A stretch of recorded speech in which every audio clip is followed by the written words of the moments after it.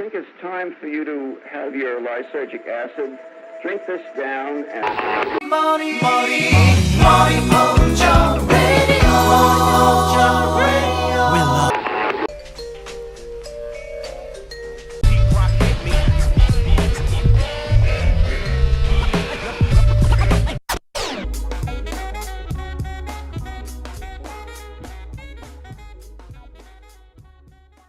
Hello, welcome back to Rec Room Radio.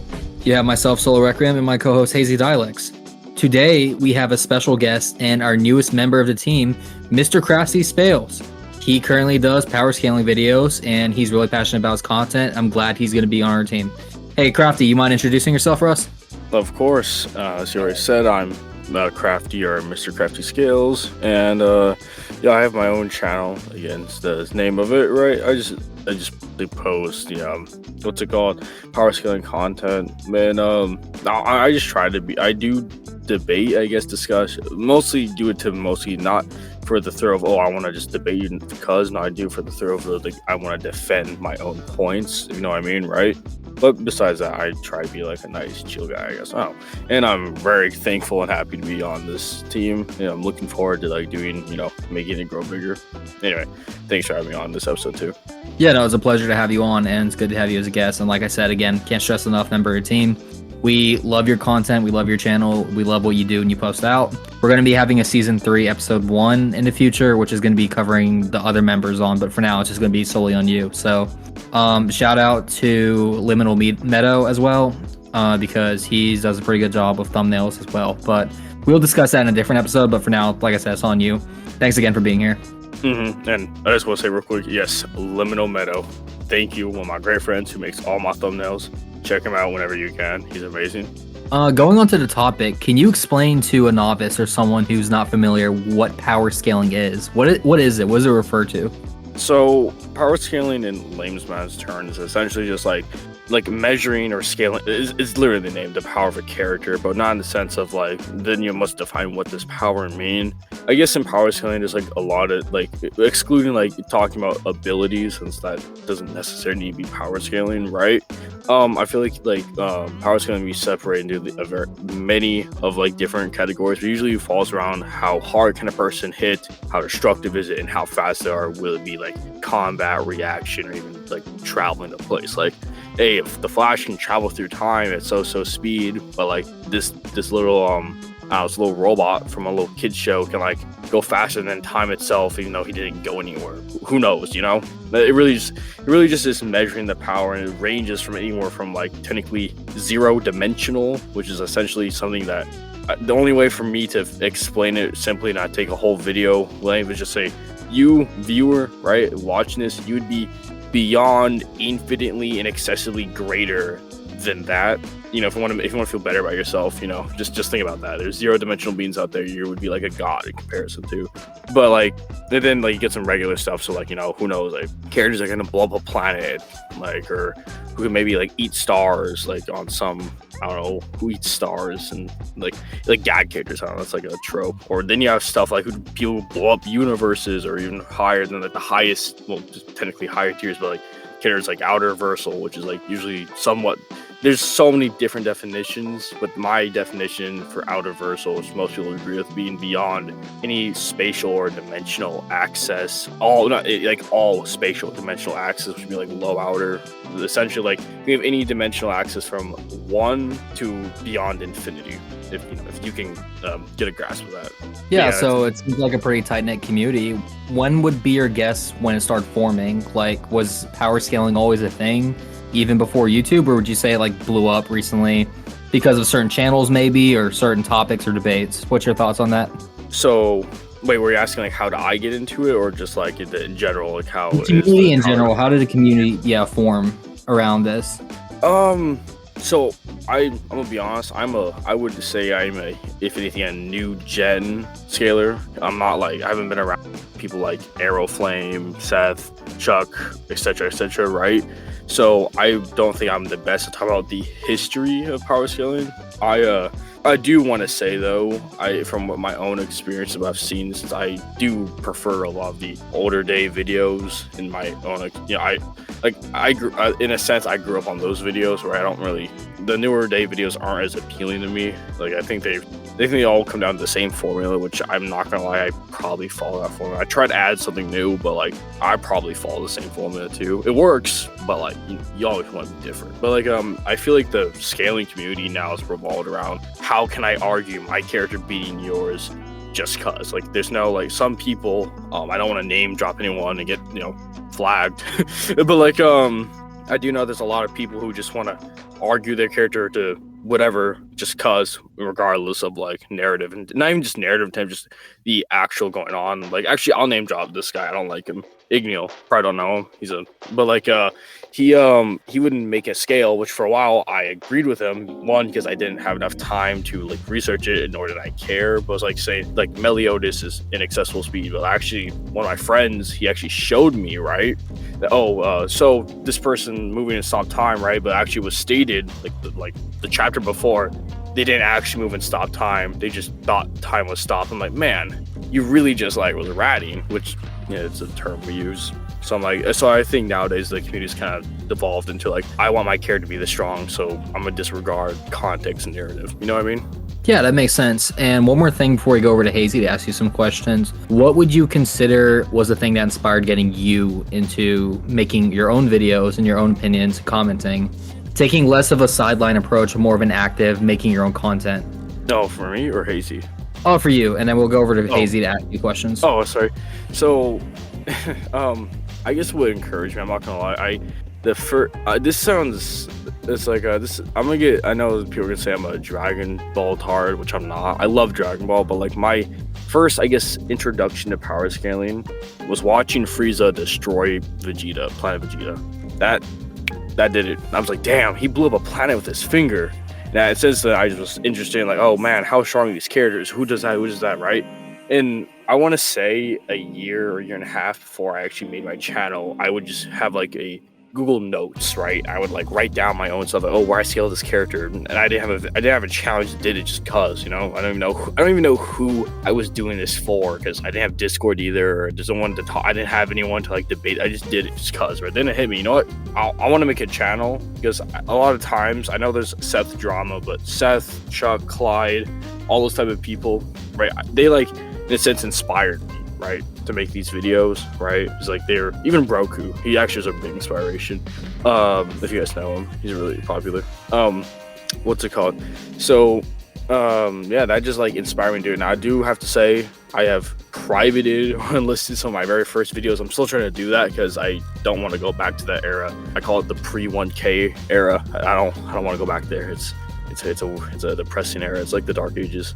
But like yeah, that's what kind of I think motivated me to like do like more. You know what I mean? Just for fun. No, exactly. I 100% get that. Hazy, is there any questions you want to ask for Mr. Crafty? Yeah. So you said that you're more of a new gen, and I do see that your channel was around 2021. Is there anything in particular that stands out to you about your analysis that has sharpened throughout the years of doing it? Oh, most definitely. So I don't mean to call anyone out on this. This isn't like really something like, oh, if you do this, man, well, you're just bad. This is just, some people just kind of have to do this. But like, for an example, right? There'll be a lot of times, like in the past, where I just grab a scan. Like you have to delineate. There's so much stuff to put into when you're making an argument. One, what's the context? Two, are these the official scans? Three, like, are you showing the whole thing? For me, I know, for example, let's say you want to look up something. I don't know, is Naruto planetary, right? Let's say that, right?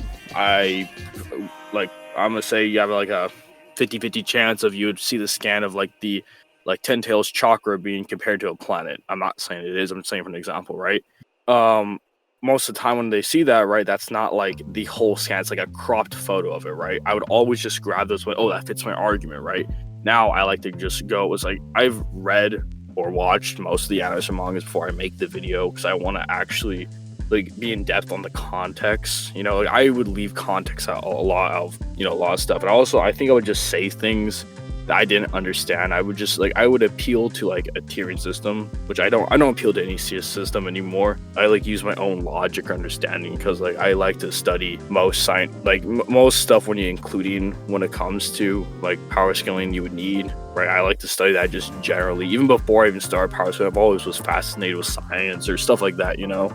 So I think over the years, not only do I go and like look for the context and actually go in depthly, but I try to like grab the raw scan, if you know what I mean. And recently, so I have a lot of friends who actually speak Japanese or doctorates, and I've been like trying to learn it myself so I can actually get the original meaning of, most of the time I just feel anime or manga, which is just going to be Japanese. Even most games like Sonic, that's all mostly originated from a Japanese creator or creation, right? It's always better to learn the native language to get the author's intent, you know? So I feel like I've drastically evolved in that sense, as well as video editing and argumentation formulating. And when it comes to, well, a lot of people enjoy power scaling videos and a discourse of formulating a video, and a lot of people equally enjoy debates.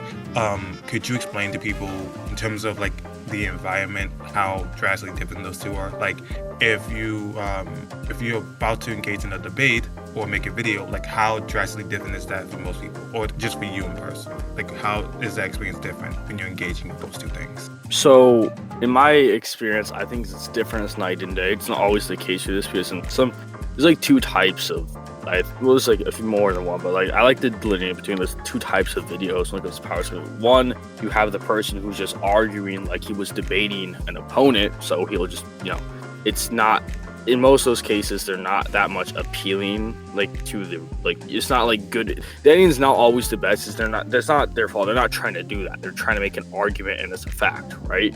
It might show like 20 scans per 1 point, which is good, but not always needed. And then there's other channels that just like try to provide the scaling, and then but also try to make it appealing to the viewer. They sometimes like iffy on like, oh, how much they're doing that. For me, I like the latter, though I'm not like gonna send like one scan in the video, but yeah, that's, you see this guy, you see the scan, yeah, believe me guys, come on, trust me. I like to scan, like I like to show what's needed, but like for example, I actually have my own save for all my scales. I actually have, when you're engaging in a debate, you're really gonna, you don't know you're gonna maybe find a great debater, a rat, or maybe it really depends, right? But when you're in a debate, I would say if you have like a YouTube channel, the scans, I would say if you watch a YouTube video and they show scans, go research yourself first and get like 3 more scans to prove that point, or the whole context is like, for me, I'm not always going to show that. It's like, I don't need to. I'm trying to make it appealing. If I show 20 scans of prove 1 point, that's not going to be, I'm not going to lie, people have a short attention span. I got to get them hooked on the point and then move on. You know what I mean?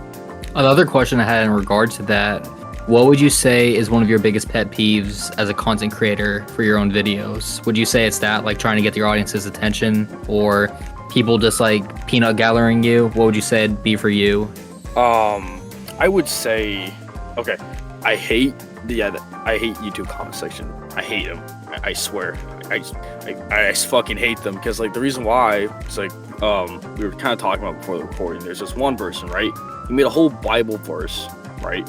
Of like as a response to disagreement. I don't care if you disagree with the video. I'm open to discussion. I'm always open to new points. If you want to talk to me, then I will literally just give you my Discord, and I prefer like actually talking rather than texting, because you know I just don't like texting as much as I like calling, right? But it's like the reason why is because like these people will write like Bible verses, and I'm just like, you're shotgunning me. I can't respond to all your points. Let's say I did that. Let's say I humored you and did that. I'm gonna come back like maybe half an hour later, right? Be a whole nother one. I'm like, I don't want to do this. This is taking more time than if we just talked normal. That is just a pet peeve of mine. But rather than just grabbing the attention of the eyes, I wouldn't say it's a pet peeve. I think that's motivation, you know? Like, okay, yeah, make this video good, you know? Yeah, I could definitely understand that in regards to myself and being deeply involved in like theology and politics and philosophy, where there'll be times where when I was like, I'm gonna say like probably a few years ago, where I could have the ADHD and sit down and just lock in and just like respond to like paragraph after paragraph after paragraph for hours on end. I can't really do that anymore. I'm kind of burned, where I'm like, look, man, if you want to talk about it, just my Discord's open, you know, call me if you want, talk to it on Twitter space. I'm not going to go back and forth with you. And then it's to the point where it's like almost like, you know, just I don't like to use the word loosely, but just haters, people who just try to comment and shotgun on all of your posts. It's like, dude, I don't care. Like, I hate to break it to you, I just don't care about your opinion that way. Exactly. Like I want to see there's like 2 or 3 people on my channel that do that, right? They see one thing they don't like, and like I like to give the courtesy to respond to people regardless, right? But then he goes on like every other video and just try and nitpick. I'm like, and about it is like, I'm like, all right, it gets me annoyed. Not the fact that they're nitpicking. I don't care if you beat me in a debate, whatever. I learned from that experience, right? I really don't care, right? But like the fact that you're not like the fact that I'm actually saying, okay, you know, in lack of better words, man up. Here's my Discord. Let's do this, right? So I usually don't go in like that. I'm not aggressive. I'm like, hey, we can discuss or debate. But if you are acting negative towards me, I will respond equally, you know? But like these people just are like, nah, this is the stupidest. I mean, like, oh, you don't want to debate in front of your people because like you're scared to lose. I'm like, no, because we can't send scans. We can't prove. We just shotgun each other. Like I don't want to steel man you know? Like, by the way, if I'm using words, you guys understand. It's like, I guess, more. No, you're okay, man. You're good. Terms. Not you guys. You probably. I'm talking about like the viewers. Oh, that's just so annoying. I actually did. There's this one person, right? It wasn't from my channel specifically. It's from a different channel, right? That was like quote reacted to a friend of mine, right? Who actually did video, and the guy was just being so dumb. Like he's trying to act like he actually wanted Discord agreed to, right? But he's trying to act like he has to. We're doing by his rules. Like he's like, all right, you gotta prove that my character isn't that high. I'm like, no, that's not my burden. That's yours. He's like, so you're conceding. I'm like, no, that's just not my burden. And like we haven't even started a debate. Just saying all this, and like we haven't agreed to these prerequisites yet. He's just asserting so much. It's just so dumb when you get people like that. Which is why I just don't engage with them. No, it's like I completely understand, and like I'm not doing it as much, but hold very formal, regulated, you know, Lincoln Douglas style debates, because I always felt there's a lack of structure in debate where it's becoming more of a blood sport, where it's just like, okay, we're not playing just like BS game, like your rules, my rules. But even then, like I said, I'm getting kind of drained under the law stuff. Like I'd much rather prefer just talking about something. Like not everything has to be a debate, and for a lot of debate bros, that's like holding a cross to a vampire, or just burns them upon seeing that. Where I'm like, dude, exactly. like not everything has to be a debate, like. No, I completely agree. Like discussing is a lot better because when you're in a debate, right? I like to say I may over prepare. I have to grab 20 different scans for one point, and like it gets heated. Like I actually did. I don't even want to call it a debate. I would say it's more of a discussion, but like I prepared for it to be a debate, and it's just because I kind of already expressed my love for Dragon Ball. I'm not a tard. I don't go saying, you see this guy? You see this human? He's like outer. No, I can't believe this people even say that. No, that's just dumb. But like there's just this server I'm in, right? And I don't want to name drop, so I'm not trying to diss the person who's a YouTuber, right? He is a nice person. He's just, oh god, he's just. I swear, the takes are horrendous. Like, and I thought my takes were hot, but whatever, right? And like, I actually had discussed. He really thought that, I guess like Goku wasn't even like universal. Like, and I'm just like, okay. And it was going on for like a whole week. I'm like, all right, bro, let's just talk about this. This is getting annoying now, you know? Yeah, I get that. Hazy, do you want to ask him anything? Because I was curious about some of his videos. Want to talk about after? In terms of just debating and etiquette, one thing I've noticed as a recurring aspect of people who are very strongly opinionated is this fear of being wrong in a lot of ways, which is kind of surprising to some degree. People who are very vocal about their opinions on a certain subject matter and are very adamant about how right they are also equally incapable or unwilling to concede to being wrong. And sometimes they even posture in comment sections or in posts or articles about subject matters in which the majority of their disagreement is just a byproduct of the misunderstanding of the very argument they're trying to critique. It's very fascinating sometimes. I think if people were willing to show that, like, look, dude, if we could have a conversation about it and we can come to a mutual understanding about, like, why I believe your position is pretty flawed and I prove that, and there's no hard feelings at the end of the day, I think people would be more willing. But most people assume that, like, as soon as the debate's over, like, oh, you conceded on this? You're wrong? Okay, good. Own, concede. Okay, whether that, no. That's funny because that's funny, you know, because like I'm not gonna lie, I do that, but no, I don't do that to everyone. I do it to people I just dislike. Like, you know, I'm bringing it up twice because I don't like him. Anyway, what's it called? But like regularly, I'm not gonna lie, I have, in a sense, sympathy to the fact that, oh, you don't want to admit when you're wrong. Not in the sense like, oh, you mean like egotistical, but like, let's say, for an example, right? This had to be a while ago. I want to say like a year and a half ago. I did this research for a character. I spent like months, right? I'm like, I got this, rock solid. I debated this one guy. He fucking destroyed me. I'm not gonna lie.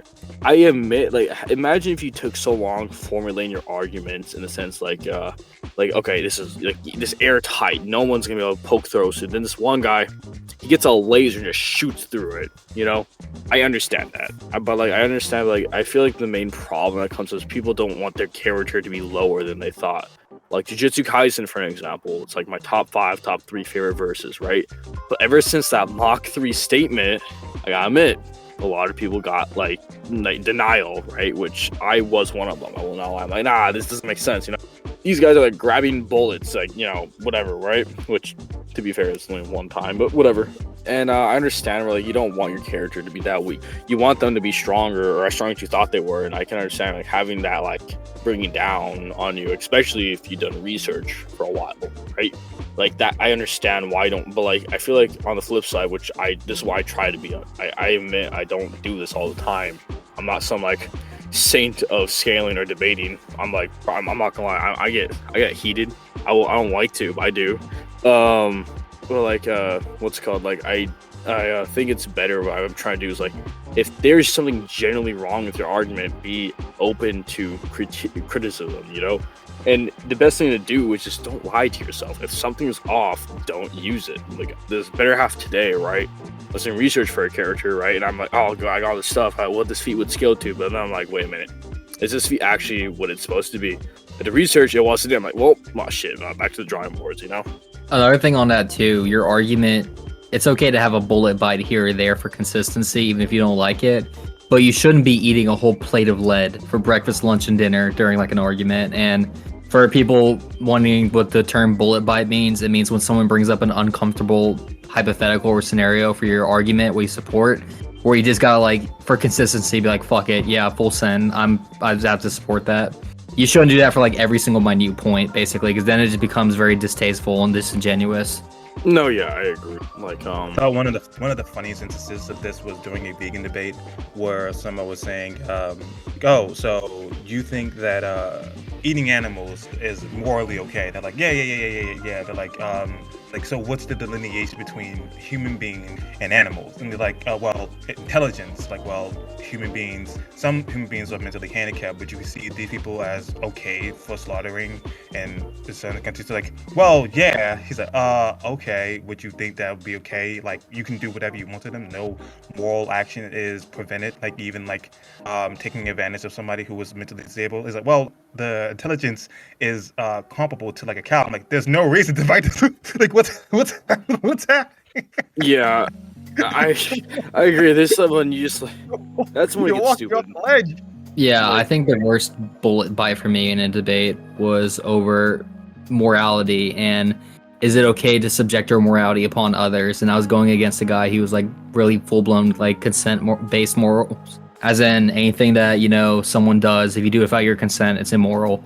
Which I asked him, I disagree with it because I think it's unreasonable. If someone's not in a good mental state, then you should be able to step in and help them. Like if a schizo is like having a literal episode, you should be there to like, you know, pull them, get their shit together, basically, like get them help or like find a medical professional to help them. But what I ended up doing was posing him a hypothetical saying, okay, you have someone you know standing on the edge of a bridge or even a random guy. He says he's gonna jump. Are you gonna grab him and pull him off? He's like, of course not. You know, that's his own body, his own choice. Let him do whatever he wants. I'm like, oh, okay, cool. It's your own mother on the end of the bridge now. You know, the woman who gave birth to you. So same scenario. She's about to jump. What do? He's like, oh, try reasoning with her. I'm like, reason ain't working. She's gonna jump. Last chance. You gonna grab her? He's like, no, just let her jump. I'm like, oh, so you're just gonna let your own mother just die right in front of you? Interesting.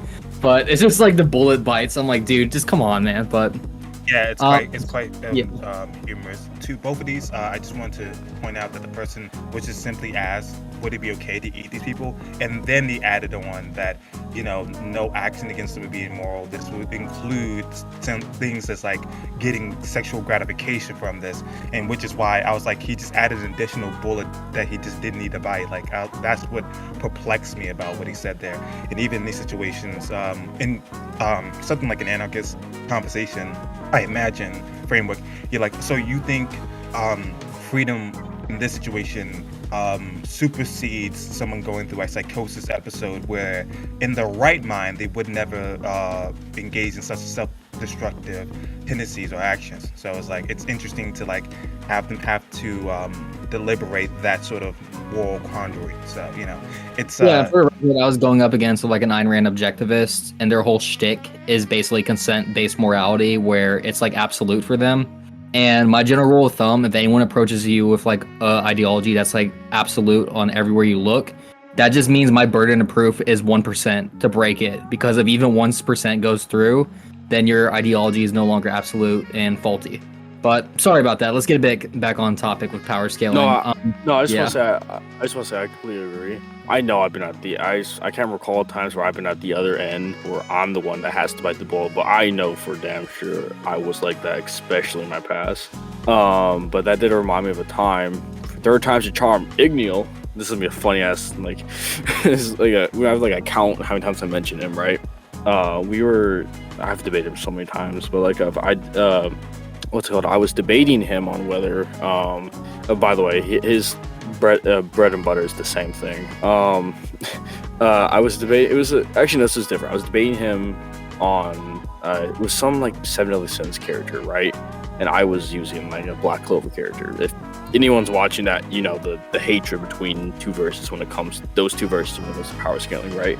Anyway, so he tried to argue his character being like a certain level. I think it was like it was Outerversal. Yeah, it's really dumb, right? I'm like, okay, if you do that, you do realize that my character, it was like very early on, like can do the same things. Like, no, it's different. It was such a back and forth because he kept on like, you couldn't just bite the bullet. It just didn't make sense or just wasn't right, Of course, like eventually, I didn't even give him to concede. He almost never does. It's like by the way, I'm just saying, if you're ever gonna debate a rat or just debate someone, it's better to have a judge. What I usually do is I don't want to pressure. This is a little side joke. I don't want to pressure the other person. Like, oh, you have a biased judge. Go into a GC if you're on Discord. Go into a neutral GC, right? Brand new made one. Get you, the opponent, and one judge for each of you of your each choosing. So if there is any bias, it cancels out. That's something I like to do, or like I like to implement, but you don't always need to do that. So little pro tip, come on guys, I got all the tips all days. Anyway, but as you were saying, definitely, yeah. That's something I pride myself in when I was recording debates, is that I was always known as being a very neutral and fair host. And when I did a tournament, I literally had 5 different judges, so it's not just purely my opinion, it'd be others. But that's a whole different story for a different time. Going back to your YouTube channel and power scaling, though, what would you say is a take that you would have reconsidered that you had earlier? And second question is, what is a take that you were going to die on? As in, like, that's your hill, you're just not going to move from there or budge. Oh boy. Yeah. Let's pull up the good old YouTube real quick. Because there's a... Okay, buddy. Let's see this shit. What's a take that I would gladly retract? Oh, okay, wait, I got a few bad ones, but like I want to find the the worst one, where is it? Oh, okay. So all right, here it is. So I with all of my heart, right, I deeply want to take back my as this sounds so it's, you guys can't see it, it's privated now, but like a lot of people like keep on every time I post a video, they'll EG like, oh, where is it? Where's the Outerversal? I made a video talking about whether EG was Outerversal. I full-heartedly never again. No, never. I'm never going down that road again. It was just such a bad take. And partly is I didn't understand what I was going based off KSAP's tier for Outerversal, right? Which is just so wrong in my opinion. Like, you can weasel almost any character to outer based off their reasoning. It's like, hey, you see concept, Outerversal. Like, it's so dumb. Of course, I'm not I'm not saying that's like the whole gif of it, but right, that's a take I would hate. That I hate so much. But a take I would die on. Man, okay, so let me think. There's a lot of good ones. Oh, okay, I got two. One, Megami destroys Aki. I will die on that hill. I do not care. Megami's from Jujutsu Kaisen, Aki's from Chainsaw Man. And another take, right, that again I will die on is I haven't made this video yet, but I plan to sometime in the future. Do you know the Soul King from Bleach, right? Yes. Do you know Shibai Otosuki, right? From Baruto or Naruto, whatever. Is he a newer character on Boruto? So he was talked about. He's not like formally introduced, but he's like the god of the Otoshokis. I don't say that shit wrong, but you know what I mean, right? Okay, yeah. So he's like the big boss of like Boruto, then, roughly. He might be. We don't know. He might just be a guy that's chilling. Like the thing about it is, I will die in this. He slams the Soul King. I don't care. I'm saying it. That guy, like people, glaze the Soul King so hard. Which, granted, he's strong, but also like Aizen would slap him up. Just kidding. I don't know. I'm just saying shit to discredit him. But like the Shibai, he would just destroy the Soul King, in my opinion. Yes, I swear, I'm dying on that hill. I don't care. Like Shibai, literally just destroys him. He destroys all of Bleach. You know what? Whatever. He slams all of Bleach. I'm saying it. I don't care. He solos an entire verse, is what you're saying. And not just a verse. He solos one of the most favorite anime verses of all time. It's Bleach. He solos, Getsuga Tensho doesn't even exist in comparison to him. Yuha tries to look into the future and he just goes blind. Like, I swear. He doesn't just really jumping out the fucking window with this one. Wait, what? Really jumping out the fucking window with this one. I don't care, bro. I'm jumping out the window, diving into like a swan pool. He tries to erase it from history and he ends up getting erased instead. Like, I swear I don't care. Like, fuck like Shibai versus Soul King. It should be Shibai versus all of Bleach composite. That's what it should be. I don't care. Give him Hellverse. Give him all of the material. Like, I swear, I don't care. He just destroys them. Like, I'm dying on this hill. Holy shit. All right, I got a quick question for you though. One video that really, two that caught my eye, but one I want to talk about. So, were you trolling when you put out Garo is weak? I'm just curious, like, for that release, was that before Cosmic Garo was announced? Okay, wait, that was do you remember when Cosmic Garo was first introduced? Like, he didn't even do it. He didn't even do the Gamma Ray burst. He just existed for like one panel, right? So we didn't have information on him then. You were just putting it like what we know for Garo. Yeah, it's like people were glazing him, saying, "You see all these galaxies." He's like, I'm not gonna lie, I did that because the thumbnail's kind of funny. You gotta admit that. Like, it's nowhere near. It's funny and it's an eye catcher because that one got and ruffled my feathers definitely. I'm like, what is this, man? And I saw the date in the video. I'm like, all right, this is probably uploaded before Cosmic Garo. You can see his full powers and stuff. Yeah, and even so, I love Goro. Goro's actually a really fucking cool character. Kind of wish he was the main character, low-key. But that was like, people were just saying, oh, see those galaxies? He's galaxy eyes. I'm like, no, it's just artistic representation. Like, I swear, some of these people just, you know what I mean? But still though, I think Garo's really strong, easily, like solar, multi-solar, maybe galaxy at its highest. It really depends on the calculation for that. A little pocket of. Okay, actually, I don't need to get into that. You're gonna get me heated, bro. I swear already. Like, I got 3 on my ass right now. But no, but I still think he's overhyped, only because I've just encountered 3 people that are just hyping his ass up. But she's still strong though. But he kind of falls into the chameleon archetype where he's like a giant mirror. But what makes it deadly is whoever he fights, if he wins that fight, he retains his abilities, and the next person he fights, he'll get his. So it's a big snowball effect. It's kind of basically, Taskmaster and characters like that, where they just fight and watch you fight, and then they're like, all right, I copied that shit, my turn. No, yeah, Goro is his hacks are also really cool as well.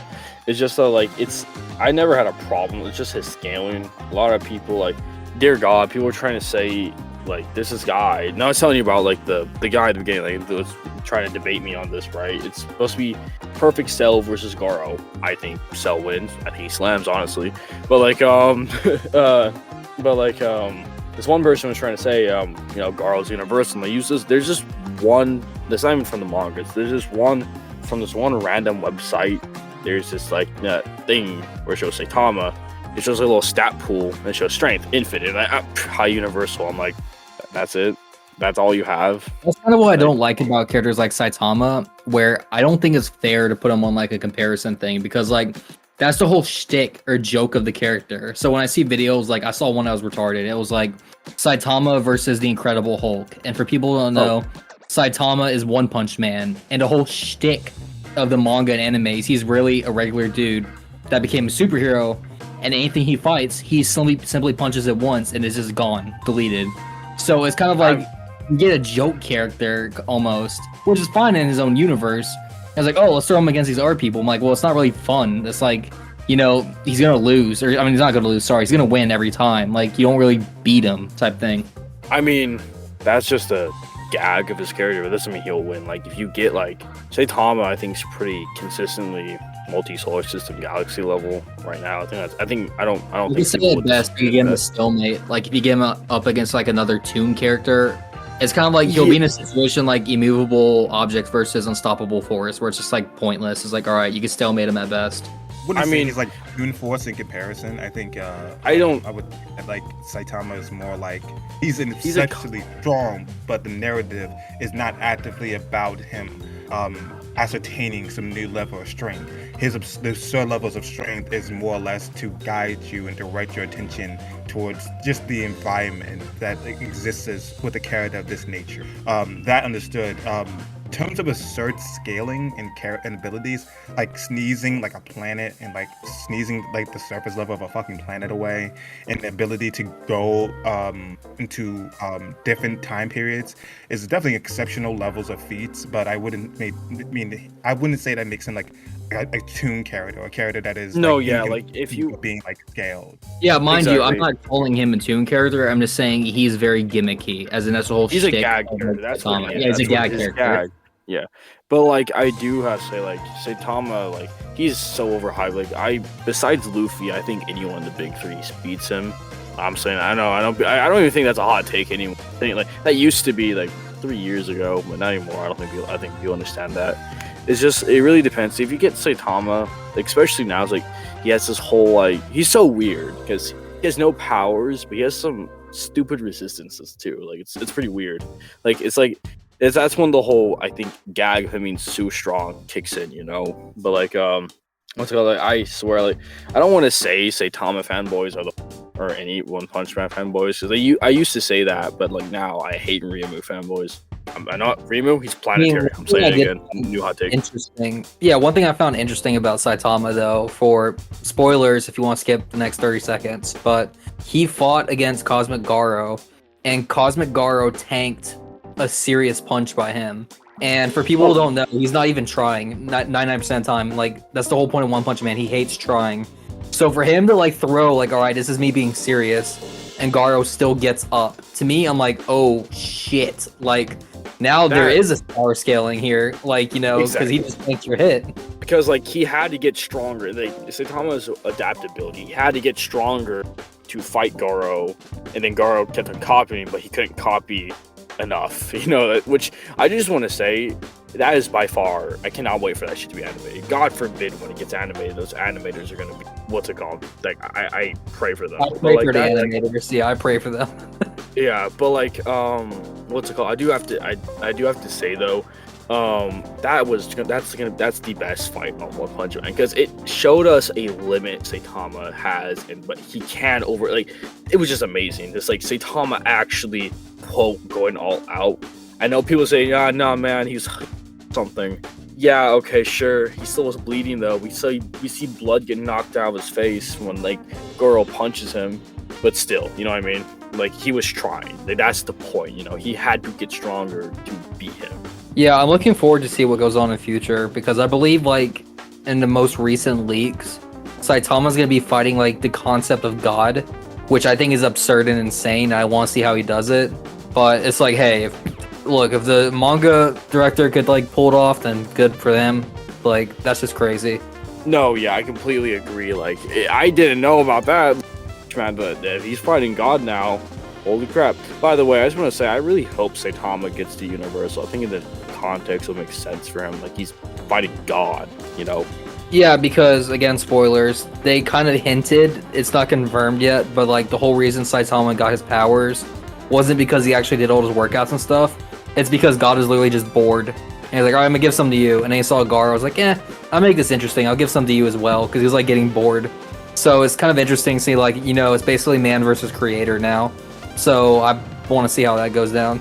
Man, I need if that's the case, I'm under a rock when it comes to One Punch Man. If so, how you gonna beat, like, okay, that's crazy. That's what I'm saying. Yeah. And like I said, they just leaked it. There's no confirmed stuff right now, but that's what I'm just saying is I'm interested to see what comes out of it in the future, and hopefully it's not going to be something like Griffith versus, you know, Femto, where like Femto is just like leagues above him, where it's not even fair. But I don't know. I'm interested to see what's going to turn in the story. Yeah. Speaking of that, what was your opinion on Femto versus D4C? Oh, you're talking about that one video I made? Yeah, I'm a pretty big fan in both verses, as you could tell from. So I'd probably want to go back to that, but at the time I said Griffith won because, well, one, causality manip, two, his scaling is potentially, the God Hand scaling from what I saw is just potentially crazy. Like, I forgot the exact statement, it's been so long, but like it was like, you know, they're beyond like such concepts or such things like individuality, which is, that's crazy. Like, do you realize how insane that is? Like, you're beyond anything that's individual. Like, that's notice. I forgot, it was something weird, something like that. It was like, oh, bro, you can literally say like, it was such a crazy statement, and the fact that they might be, I think there was some statements. Yeah, because the whole thing in like Berserk is the law of causality. You see echoes of this in Elden Ring too, where Radon was a character who broke the law of causality. But what I always thought about what made it interesting though is because like for D4C, he has not only dimensional merging but infinite parallel worlds. So where you could simply say, here's the law of causality. There's nothing stopping, you know, D4C from you just recycling through people infinitely, damage transferring infinitely, you know, and then waiting till he has his chance to like get him. Basically, that's why I was thinking maybe that match would be like a stalemate, because Griffith's like defenses are like nigh omnipotent. Like you can't get through to that basically, unless he allows you to get through to it. So that's where it gets frustrating on that.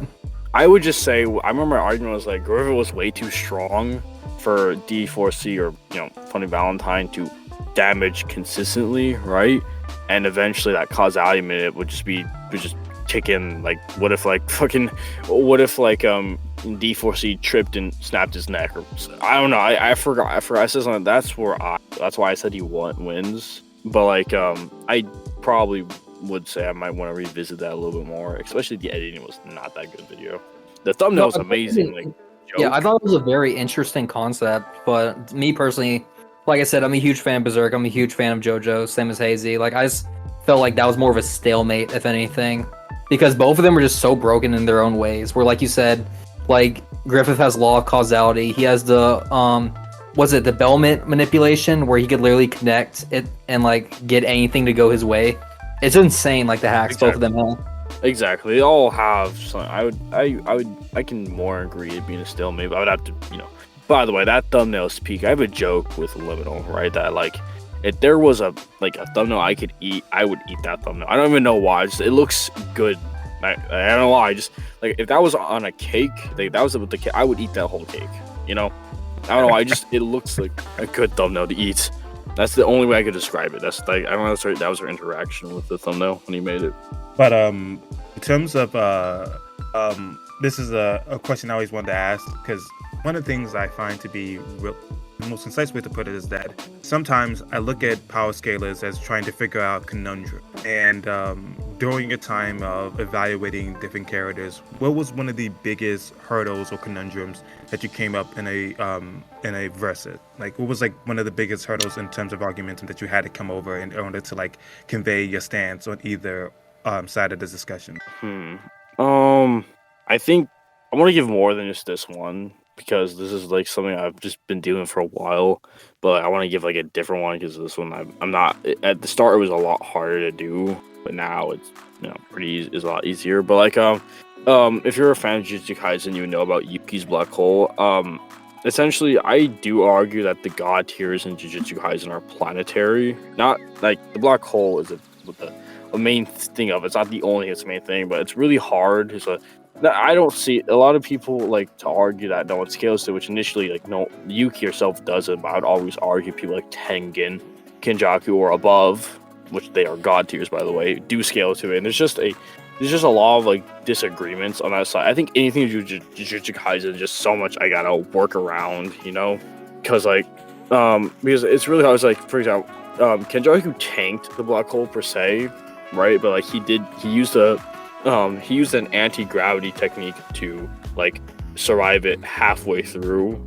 Before he couldn't actually use this curse technique because of domain expansion, so he did for a while, was taking it regularly, right? But like the main thing to argue says like, okay, he's a curse technique, he can't do it. But a lot of things from America, for one, he used an opposite force to the gravity, and in Jujutsu Kaisen in general, you have to output an equal force to neutralize something or something equal or greater, right? And not only just that, but the fact that he was using the opposite to what it is, gravity, anti-gravity, right? That just wouldn't, like, for example, if you have, it's like an example I was getting a long time ago or something. Matter and antimatter, you throw it at each other, say equal amount, they'll annihilate each other equally, whatever, right? If that's assuming they all contact equally, but you know what I mean, right? But like if you have more matter or antimatter, win because it has more of it. It's more potent, it has more of it, you know what I mean, right?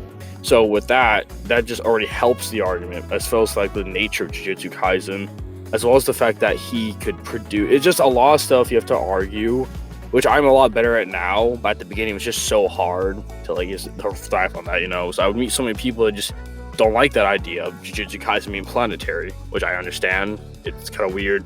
These guys are like, creating maybe islands or mountains at peak.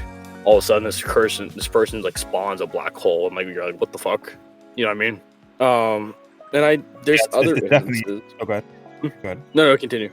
I was just saying that like it's definitely harder to I guess in terms of what people usually are looking at, like, oh well, these characters are just like the best destroying buildings and all that, at least in terms of destructive capabilities, and then to like have to consider what scaling they are put into when we consider domains in that realm of reasoning is very interesting in terms of how the power levels can definitely like drastically alter. I think one of the most intriguing moments in a lot of debates was I'm still in this person's Discord, Pin or Clothespin, just him debating people on. Oh God, Clothespin.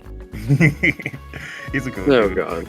But I said he's a pretty cool dude, but I think one of the funniest things is that I think the Infinity was a very clear instance of how badly people can like just get tripped up on fundamentals. Like, oh okay, like most the majority of the debate was just explaining what the Infinity does. I'm like, man, that's really this is what we're stuck at. But it's it's no, sorry afterwards. I'm just bringing up like how sometimes it's hard for people to sometimes grasp a concept or like engage with a debate or to get into the discourse. That was the only point I was trying to articulate. I was jumping off of your point about Jujutsu Kaisen and how scaling works. What would you guys say is the most broken verse or most overpowered verse in general? Yeah, like has the most broken characters in it, where it's like not even funny. Hazy, I want to hear your thoughts first. I want to hear your two thoughts because I have like two definite choices. The most broken verse? Yeah. This is kind of a hard one because if we're talking, I usually go to the DC's like Realms of the Gods because it's kind of fun, because it's kind of basically a storyline of all the gods together, and they're just fighting like basically the concepts and entities of like the universe, which is like a pretty broken verse because it just starts off the bat with gods. If you ever take a chance, it's Heroes of the Universe, I believe.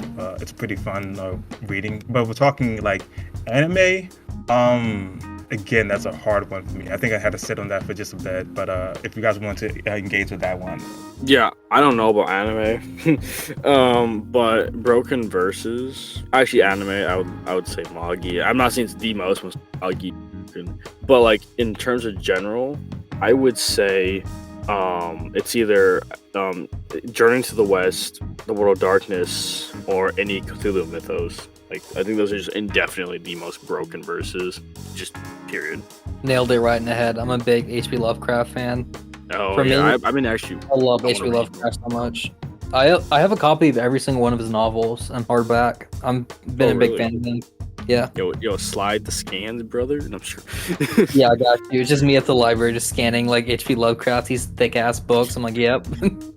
Also, For me, yeah, I'd say my top. Kimagari is. I'm sorry about that. Go ahead. No, go ahead, Hazy.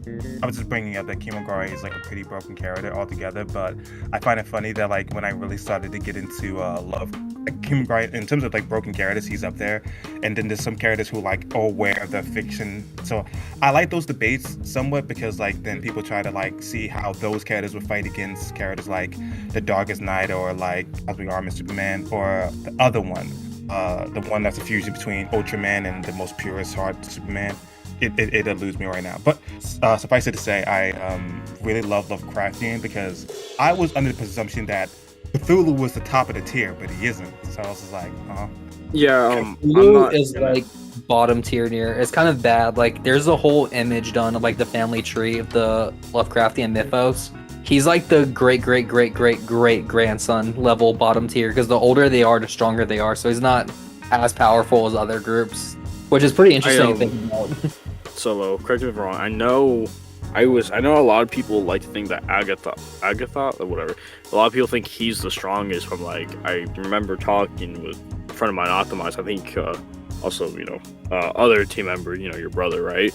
We were talking about it, right? I'm like, he's not the strongest. Is there like a guy like above him? Like, do you know his name? I forgot his name though.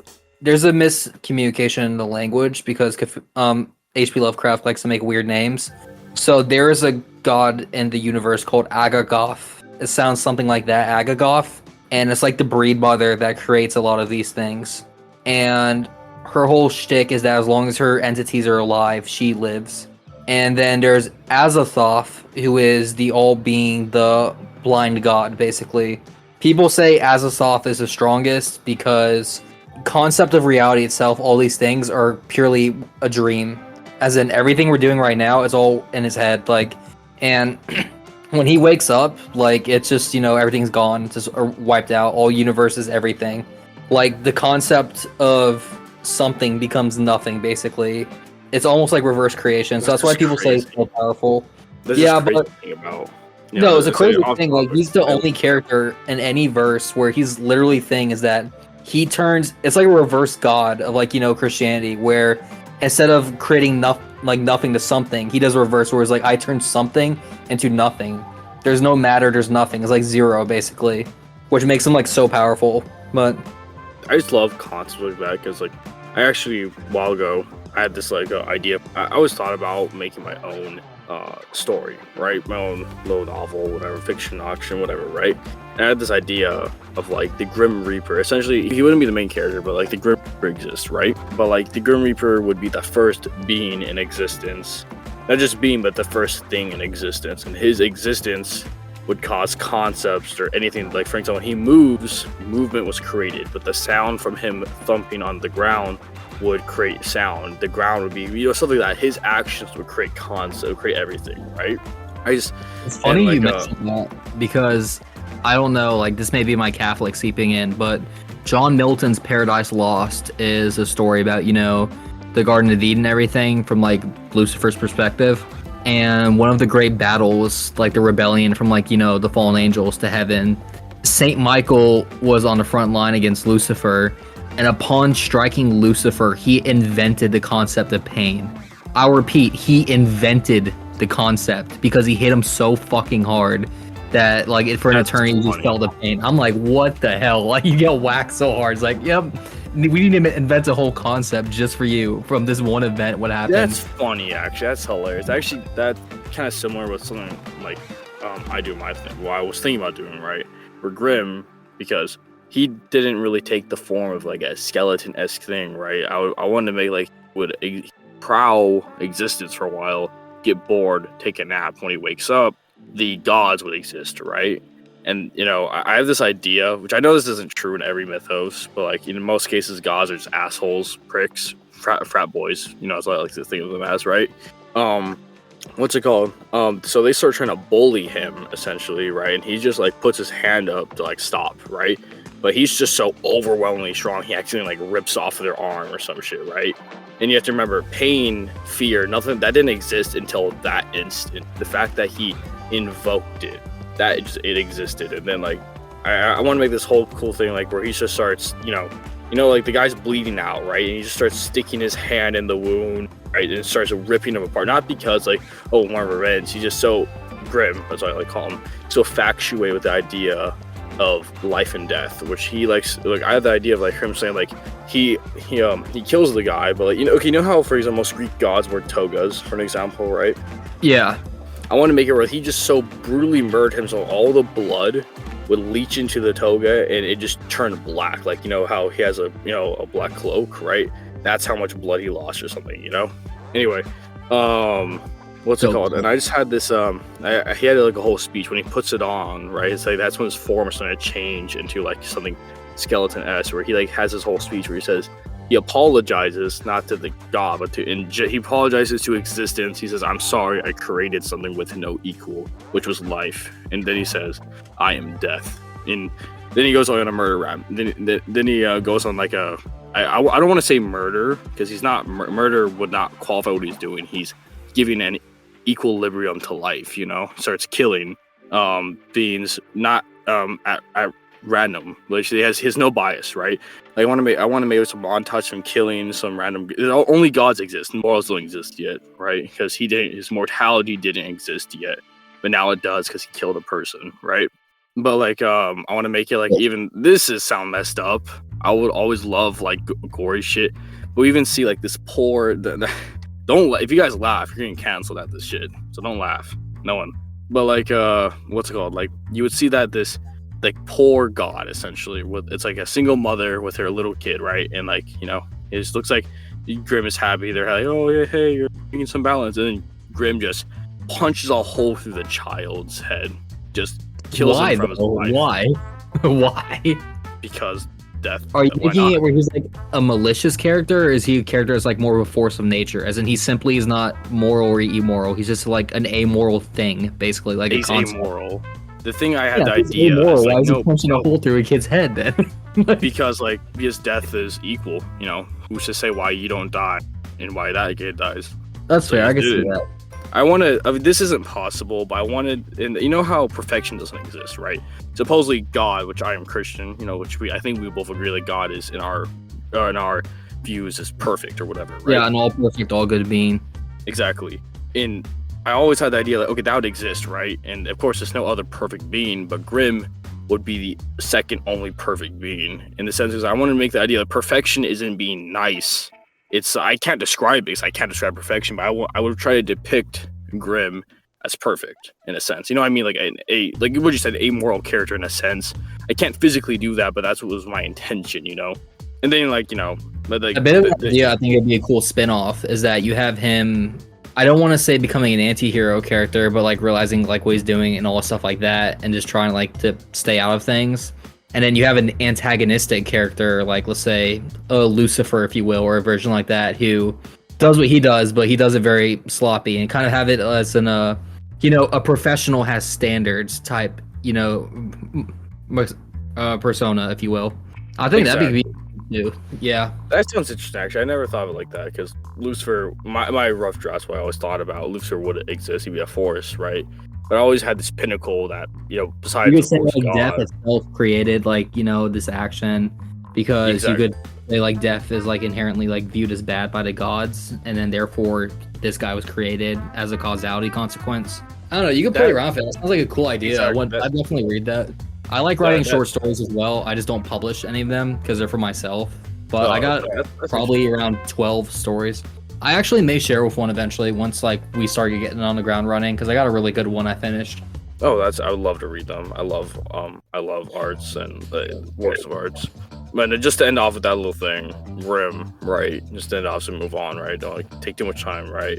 I did want to make it where, just Grim, right? He'd just be this, this kind of remind I want to like people have fun with this, you know, like because like anything he does. If he does a new action, like it's like since you know, for example, we are bounded by concepts. Like us as individuals, we can't even like technically like really observe a concept. You know, we're just bounded by these laws, right?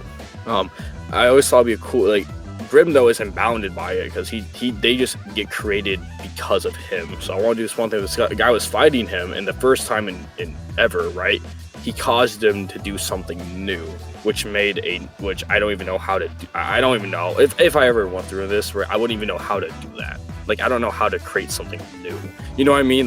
Like not like, oh, you know, make a new idea. No, like something new. I wouldn't even know how the first step to how to depict it. By this day, he would do something new. He's like, damn, that's the first time in ever I had to do something new. You know what I mean? And then like, he has a whole spiel shit like, oh, no, we're not bounded by these things, but everyone else is, you know, just like kind of like a little chuckle, you're like, suckers, shit like that, you know? Yeah, if you'd want, I'd recommend, I could send you a book too, one of my copies, but Carl Jung's The Archetype and the Collective Unconscious, where he I love the collective conscious. Yeah, that was such a phenomenal book for my writing as well, where it displays the archetype traditionally displayed by man in our literature from even oral traditions going back thousands of years that are still consistent. You could spot today. It's very interesting, the concept to get into. But, I do admit I've done research about it, but I like would need to do way more. But I like the idea of the collective unconscious or signature. Yeah, no, I'm definitely a big book nerd. I have like roughly 350 close to physical copies right now. So that's just over years of like just me buying stuff, collecting books and reading. But let me think. Actually, something I was curious on. What do you guys think describes or makes a good character? So like a good overall, like let's say villain or antagonist, protagonist. Like what do you look for that like piques your interest in this? I think for me, it's something that breaks the mold of like what most people think. Cause like I want a character that's different. It's like I've gone to a point where I just can predict what's gonna happen in a show, and like I don't like that. I want to be on my toes, right? For example, do you remember the Joker movie that came out, right? Yeah, that was a good movie. It was a good movie, but I was on my toes all the time. I got no breather, right? And that's essentially it. I want something that give me on my toes. It's kind of like the man versus nature archetype that you see in like Joker, even for like Berserk example, where Guts isn't even just fighting men at some point. It's like Guts versus like nature, the reality of like the world he's in and like his circumstances, but he still perseveres. Like me personally, I would say Guts is the most well-written character for a protagonist by how much he suffers yet continues to persevere. When everyone else would have quit, he still keeps going. And that's what just makes it so interesting about that character. What about you, Hazy? There are a couple of things I think as gold standards for making a good character. Now, personally, I do enjoy writing stories just like you two. Usually I just try to take a fragment of like my own experience to try to instill into it. But what I would say for just like what makes a good character, I think there are 5 like good aspects that we often look to. Often enough that a well-written character will be, you can understand the perspective and not agree with it. 2, you can have a catharsis from this character, whether that be from them achieving a goal or an animosity you may have for them, seeing them fail or, get their up and coming. 3, something that is universally to some degree for a lot of people immutable and is something that is like can be relatable to some degree. Another aspect is one that deals with a resilience or adversity, usually in some sort of, if we're talking about action or journeys, something that speaks to that. And often enough, a story that discusses a story that either discusses or really emphasizes the finite moment within it transpires in. Like, I like those type of stories that are very mindful of it not being a never-ending journey, but really engages with whatever story it is. It knows that it will not stay as a constant, because I think that divorces people from amusement or enjoyment of the story. So those are like my top tier things that I usually look for when it comes to like great characters and great stories. Honestly, I couldn't agree more. Like, me and like Luke, we're just like, getting some really quick things. You're like, you want so in depth. Damn, really made a fool of it. Just kidding. No, I agree with you. Like, for example, I'll give you a character that relates to just a couple of these. Dio isn't exactly a character that, even in part one, you can really relate to due to his cartoonish levels of like cynicism, like villainy that you see. But there is a strong level of catharsis you can take from him, like being attacked. When Jonathan finally stands up for himself and begins to take the upper hand against him in the fisticuffs, it's cathartic. It's enjoyable because you finally get to see this character get his unbecoming. A character that you might not relate to, but you can understand the conclusion they come to. And mind you, this is why I believe that Naruto really stopped being good after the Pain arc, is that not only did they find a way they thought about enacting compassion through this shared destruction, but he also had a plan about economics in which they would eventually rise to the top of the hierarchy within the ninja world through the selling of jinchurikis like nuclear bombs. And it was a fascinating model, but also so you could understand the perspective of how a village that weak would want to instill the suffrage they've incurred over these years to forcibly invoke this level of compassion within the world. That's another thing. And also, this is a odd choice for me, but Strawberry 100, a bit of an ecchi book, but suffice it to say, it's about procrastination to some degree. For most harem animes, a character's indecisiveness is always rewarded with another character, a girl, being like drawn to him magnetically for just being a common human being. However, with Strawberry 100, these characters move on. They find people that are equally, or not more exceptional than the main character.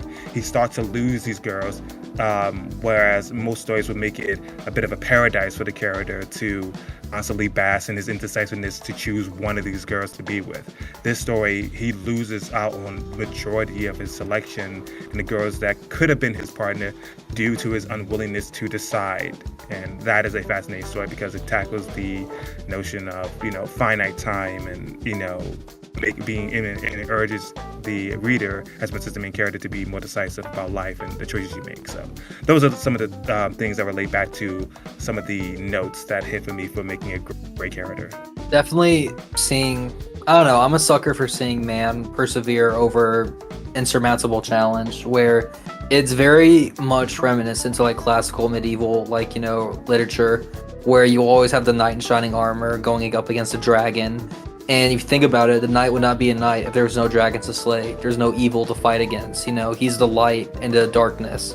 And although the light is small, it perseveres and it pushes back against the darkness.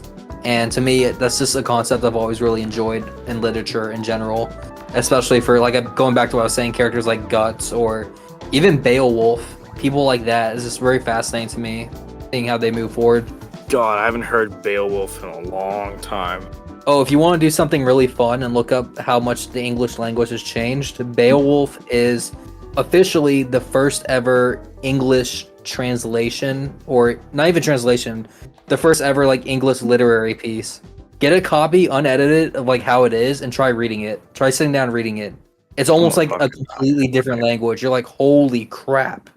Just imagine you living back then. No, I was making a question. Imagine you were transported that time period, right? And you're like, you wouldn't be able to communicate with anyone, bro. It's so funny to think about. Yeah, you'd literally just be on your small little farm and probably go about 50 miles in a radius circle and then die. That's as far as you travel, unless you're an explorer or something like that. I would like to ask you guys a question. Since we're very tight on time, I would like to ask you guys a question. In terms of animes, who's a really we were talking about favorite characters, so I would like to hear from animes. What's a character that's a favorite of yours? I think I owe this just to real quickly to the Bleach slander I gave, I think I owe it to say a character Bleach I love anime. I love Aizen. He's my favorite character. I don't even care. Like, people diss him too much. Actually, people diss his motives too much, which if you actually read the novels, you understand this is way different. I'd say Go ahead, currently. Yuji. No, you're good. You're good. Let me think. I'd say currently, that would probably be Thorfinn from Vinland Saga. Although he is newer in the realm of like manga and stuff, he has a lot of interesting character arc, and seeing him battle like his past compared to his future and like what's going on, and like him becoming like basically like a bloodthirsty monster to like a pacifist has been very interesting. And I like it because I feel like it's the rare example of pacifism being done right. And what I mean by that is, if you call yourself a pacifist and you're unable to do harm, you're not a pacifist, you're a weakling. To be a pacifist, you need to be a dangerous and strong individual that chooses to go out of his way, even if it's the more difficult path, not to cause harm. And that is what Thorfinn is as a character, and what I find really fascinating about him. So, a bit more on the philosophical side, but that's why I really enjoy him a lot. I guess to add on, so I don't want to be overshadowed. Joking.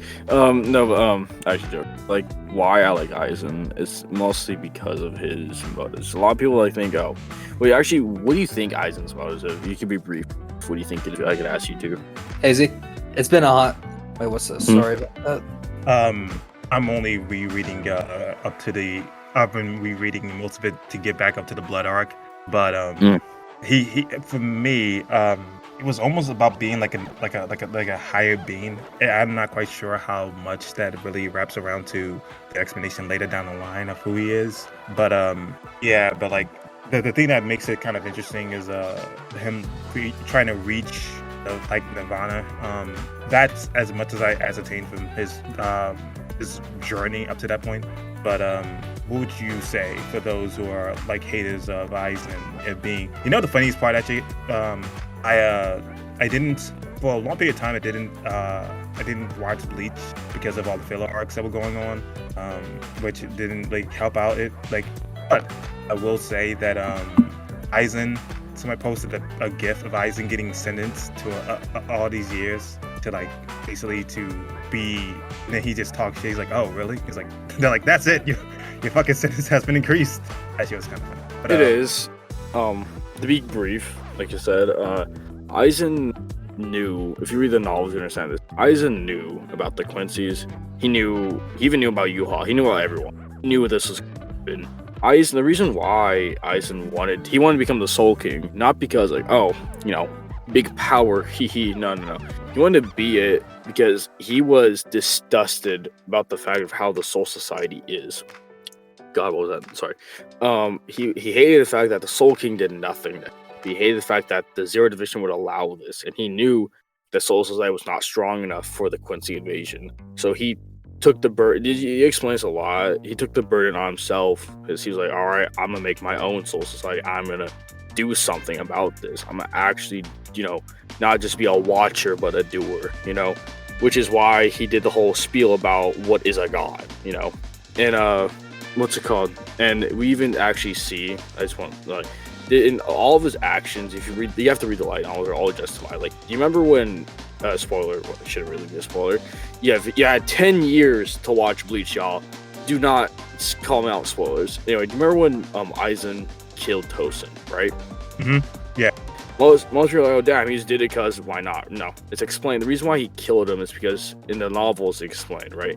He killed him because he knew he would have like if he was left alive, he blamed himself for like, I guess falling back on justice. He would have literally went into depression. So he swiftly killed him so he would not feel that. He gave him what he thought was mercy.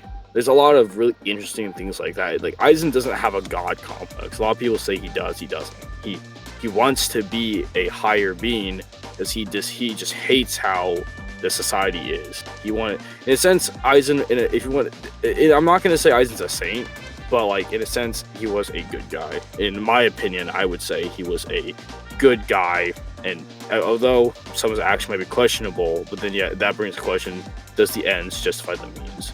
Which, to be fair, it doesn't matter because in the context of Bleach, he's gonna outlive everyone, so it really doesn't matter. Oh shit! So you're saying Aizen is Danzo? Yeah, yes sir. Aizen Danzo confirmed. Yes sir. Yes sir. Good shit. Good Exactly. shit. Exactly. Come on, guys. Yes sir. No, That's. bro. I feel like I've just triggered so many people by saying that. Not for real. No, he's bro. Like, listen, Donzo's got I'm gonna wake illusions. up after Aizen's this got thing gets illusions. published, and this is gonna get blown up of like, bro, who the fuck are these people? What's their dog shit opinion? I'm like, listen, man, I don't know. Like, I'm just doing my thing right now. Nah. We're gonna say it again. No, we just take the heats. You know, Shibai slams comp Bleach, and like Aizen equals Donzo. Period. What my favorite thing, if we're talking about like favorite characters, one of my favorite characters and like all of like anime, just media in general, really comes down to Spike himself, Cowboy Bebop. Just a amazing character for a couple of reasons, and I'll try to be as brief as possible so everyone can get their turn in. Spike is an adult by all capacity, someone who has to take in the responsibilities of prior actions, and also really gives fascination to the mundane. While they're simultaneously bounty hunters, there's a lot of downtime that really emphasizes how impoverished the crew is in its entirety. And Spike's character is debonair, cool, really slick and clever, but simultaneously is down on his luck. Almost best way to describe it is very not opposed or animosity, but indifferent to the circumstances of what is occurring. But there is still a good heart you see within him. So towards the later half of the series, when it does conclude, you desperately desire to see a betterment for his life, because you do believe he could achieve that. But things are set in stone and things are already going into motion. So when the story does conclude the way it does, it's sad, not only because you believe that there is a chance that things could end differently, but there is a acceptance by understanding Spike's character throughout the story. And that's what makes his story so amazing, because of how it engages with responsibility and what it means to just be an adult. Even in the most fantastical of environments, they provided us immersion without destroying an interest in the environment. And Spike is a culmination of a human experience in that final frontier, and that's why I love his character. I feel Spike is really misunderstood a lot of times too. If you like see throughout the story, he's just such a good character. That's one guy. I don't know. He has this weird charm to him where you always feel like you're trying to root for him. It's hard to explain, but Absolutely, yes. that's what makes him so like cool. But definitely love the style of Cowboy Bebop and everything. Definitely love. Perfect. Honestly, I'd put it up there as like top 5 greatest animes of all time. It's hard to make a character that's so competent but yet so vulnerable simultaneously. It's so hard to like have that balance in the storyline without one breaking or falling through. But Spike does that in such an amazing way. I'm gonna get hated for this. I have not watched Cowboy Bebop yet. I will. I am. Ooh. But let me defend myself. I have watched Evangelion. I thought you were about to say I have watched it on Netflix. Oh my god. No. I'm gonna watch it. But I think that I think that counts as well. And what would you All right, say? here's my unpopular take really quick. I'm gonna say it. I don't like Neon Genesis Evangelion. I just don't like it. Like, I've watched it twice now. It's like the first time I watched it was when I was younger, and everyone's like, bro, it's like so hyped, you're just missing out. I'm like, okay, like fine by me. I rewatch it. So as an adult, I sat down, put my phone away, like only watch that. I'm like saying, what am I missing here? And then I was like, still just like, meh. And then everyone's like, like YouTubers blowing up and shit like that, being like, oh, it's so deep, there's so much symbolism. Like, yeah, there's cool, but there's just like so much better stuff. It's just not really super interesting to me. Like, don't get me wrong, I'm sure it's good for someone else. It's for me, just like don't enjoy it at all. I just think it's slow. I'm gonna like put this in the highlights. Just title it. He doesn't like what? Question mark. No, now we're speaking about it, we need to go ahead and get all of our like hottest anime takes out of the way, so we can have it for a video. Now you mention it, so FM yeah. Lied is. If I'm going down, you guys are coming down with me. No, FM Lied is literally like is actually pretty pretty mediocre. For the longest period of time, people were like, oh, this anime. You hear the song, like you hear that, like, oh my goodness, it's like in people's top like animes. I'm like, all right, I'm gonna watch this, and I'm like, that's it. This is I don't understand the hype. For the most part, there's a guy taking advantage of a child who has amnesia for the most part, and psychics. Like, that's about it. I don't understand how this is considered like a legendary anime. Like, I don't. By the time it ends, I'm like, what was the big takeaway that I was supposed to get from this? I genuinely do not understand how people have ranked it so high. And Shield Hero. Shield Hero is terrible. It's actually pretty much garbage. It's pretty terrible. It's an anime that starts off with a rape allegation, and then the anime character just gets over it, and then he accepts he's the anti-hero. He does it so quickly by the time that he thinks that one of the characters he's rescued is going to leave him. He's like having a mental breakdown, but he gets over the notion of being prosecuted as a rapist, and it happens so quickly that you don't really feel for him. So when he starts having a mental breakdown about somebody losing a character, it doesn't make any sense to me. It breaks the immersion of the storyline. And even worse, the storyline tries to have some very in-depth and insightful like breakdowns of like, oh, what happens to a corpse of a dragon when it decomposes? But for some reason, the Pope has the most obvious storyline of just surprise, he's evil. He worships the Lord and he's evil. I'm like, wow, what a painfully predictable way for us to have like any sort of gospel religion like be incorporated within the storyline, despite the fact that it's so versatile. I don't know why people were throttling, unhinging their jaws to suck off Shield Hero. I had to get that off my chest. Oh no, I'm gonna double down and do a worse one after this. That's probably gonna get me like, doxed or killed, either or. But go ahead, Mr. Crafty. Nah, bro, I got like 10. Go first, please. All right, I'm gonna say it. One Piece shouldn't be put up there if the rest of the OGs like Dragon Ball is garbage. Fuck you! You stole my shit. No, I gotta go with those. No, like, so hear me out. The only thing One Piece has that's good for it, I'm gonna call it One Piss, because that's what it is. It's like dog shit. The only one good thing One Piece has is world building. I think it has really good world building. I like it's an imaginative world.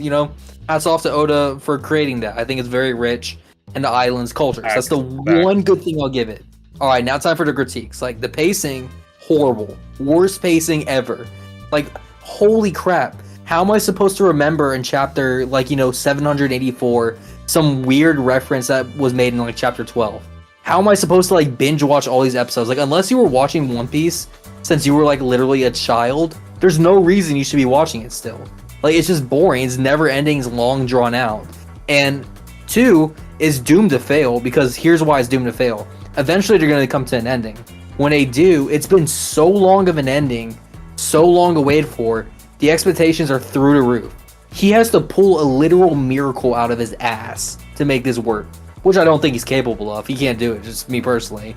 Luffy, or Luffy, whatever you call him, dog shit character. I just don't like him. He's boring, he's annoying. Like, he cries more than, Naruto sometimes. I'm like, that's insane. Like, he's like the Deku guy, but before Deku. And, the last thing is just although I like the world building. No, I'm gonna eat real quick. But the last thing, the art style is ugly. It's so disproportional and weird. It's just man. I ain't taking that. But that's just me personally. I don't like One Piece, and that's the reason why. Read actual peak fiction, Monster or Berserk. Read some peak. But yeah, that's just my take. Every person with a bad One Piece takes has Berserk in their pockets. Every time I hear slander of the big three, they always got Berserk. Read Berserk.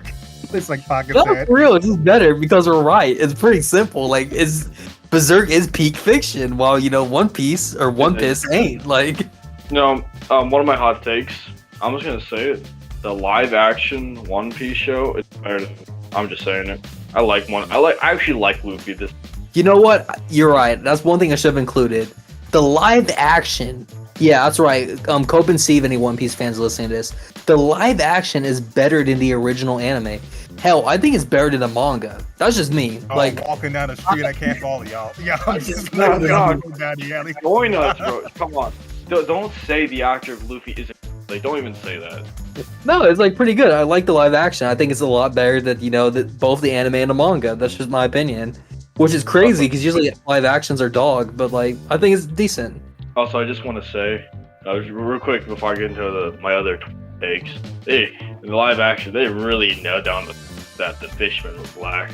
They really nailed that shit down. Like, Well, that was really good art design. I like that. Something that Oda impacts, but that's just me. The only thing that made was world building. Yeah. Here's some other hot takes I have. All right. Fairy Tail is not just power of friendship. Fuck you. Let's see what else. Wait, quick. Hold on. I'm gonna challenge you on that. Best arc in Fairy Tail. Best arc? Ooh. Yeah. Okay, real quick. They fumble. I just want to say this. They best arc. That shit. I hate that. But like best arc in Fairy Tail. I was a big. When does Fairy Tail get good? Man. Okay. Well, Tower of Heaven. Or they have wait, is that what it's called? You know what I'm talking about. I'm currently going through Fairy Tail right now. I'm currently watching Fairy Tail, and is that or Tenro Siren? Yeah, no, is that or Tenro Siren Island? Oh, fun story. When I stopped watching Fairy Tales, I swear to God, this is why I was threatened by Natsu. And then you're like, what the fuck are you talking about? No, here's what happened, right? I finished all the seasons on Netflix, right? I'm like, I know there's the next season. But, I'm gonna try watching some other anime. That same night, I had a dream.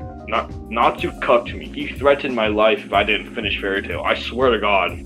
Like, you can call me crazy, but he cucked my ass. Fairy Tail that good to get into? I'd say Fairy Tail and Hunter x Hunter are two things that everyone tells me to watch that I just haven't seen yet.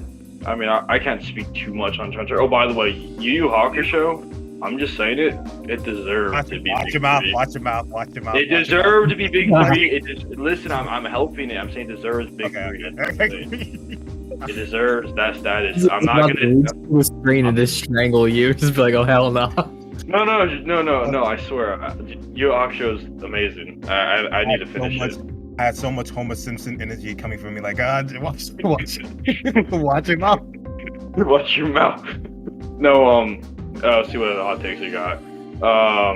Now we need to balance this out. I want to hear some for Hazy. Like I said, we're sinking the ship, but we're all going down together. So Hazy's in that boat too. Yeah. Do some easy.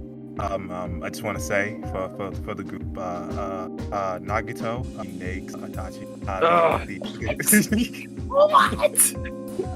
All right, that's not a hot take. That's just trolling. You're just trolling. That's just actually no. I got a hotter take. I'm a foundationally, if all jutsu are made out of chakra, just use the path to suck up the chakra, and boom, there is no more Susanoo, there is no more Yada Mirror, there is no more Tasca Blade, there is only chakra, and that is his whole. Get your boy over here. This is delusional. Listen. I'm gonna build off that. Pain is stronger than Nagato. There you go. This is a hot take.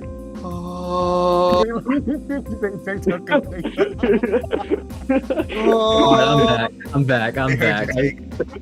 No, I just had to do that to be a dramatic exit, because I'm like, I can't hear these dog shit takes, but. No, what you mean? They're peak takes. Come on, bro. Come on. Takes, no. Only my takes are peak takes. I don't know what you guys mean. I'm just the best at takes, but. No. Himawari. Any other? Himawari. Oh yeah, well, let's get some out of the way really quick. So, here's a quick obvious one. I'm gonna bullet. You watch Cowboy Bebop, you're based. Pretty simple. You watch Naruto, you're a normie. You watch Dragon Ball, you're a Mexican. Unless you like Piccolo, then you're black. What else do I want to throw in there? Oh yeah, if you watch My Hero Academia, you're just simply a faggot. You're gay. So, just gonna throw that in there as well. Like, you like men, just period. What else should I touch on? I'm not gonna have an opinion on Hunter x Hunter because, like I said, I haven't seen it yet, but I'm gonna get around to watching it. If you watch Bleach, you're pretty based. I'm gonna respect you for that. I think you're a real one. 7 Deadly Sins. You have a crippling porn addiction. If you watch that show, I think it's just you're like a pedophile. That's what you are. So. No, yeah, it's disgusting. It's like it's creepy. Like you watch that Fire Force shit. You also need to get checked into a mental asylum. Let me think what else. All right, buddy, chill about that one. No, it's true. Like it's just true. Like. All right, chill. You gotta chill. Chill. I think that's all for my takes right now because I know we're just trying to bullet through because we're about to wrap up this episode. All right. Here's a few. Soul Eater is a go work, absolute go work. Soul Eater. It's all I remember Soul Eater. All I remember from that is like fan service, though, right? Isn't that what's known for, just fan service? Oh, ooh. Well, to be fair, in the manga, just saying, they literally hypnotize. Like there's a lot to be off of Soul Eater. There's a level of absurdity and just richness and how zany the characters are written. I just really enjoy. it feels like if you're going to write something that like there's rarely a show in which the writing is on par with how absurd the characters are written, like the power levels or like the power mechanics are, and I really appreciate them for doing that. Okay, wait, I got one more. Game Sonic beats Archie Sonic. I mean, that's not even a hot take. That's just simply facts. Like, I don't know what you mean. I know, but this. He's a comic character. Ultra Sonic. But it's annoying. Also, Game Sonic, good character. Okay, so I want to keep an update for the audience. Really quick update. Best ending ever. Best one of the best endings for animes. Top tier. Literally, no. You're just trolling. You're just trolling now. Literally one of the best endings.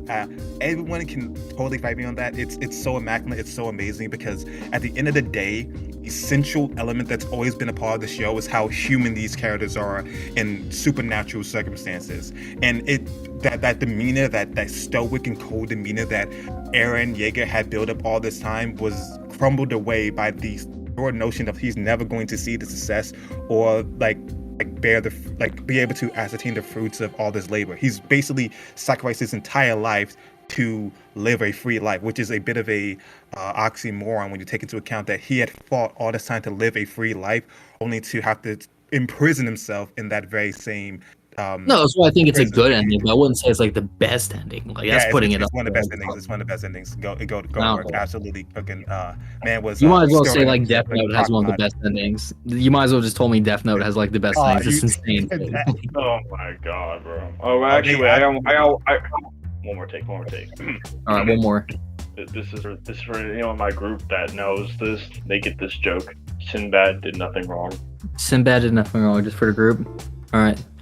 Two things. One, I'm getting reports right now that the haters may try to cancel me, and just purely off of opinions, the haters could like get in line and just blow me. Like, I don't care.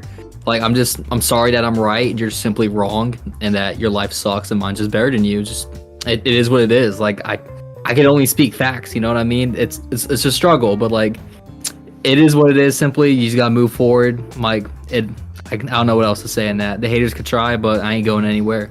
But Crafty, before we close up this episode, is there any shout outs or accounts you want to mention or anything like that just like, hey, here's my boy, check him out, stuff like that?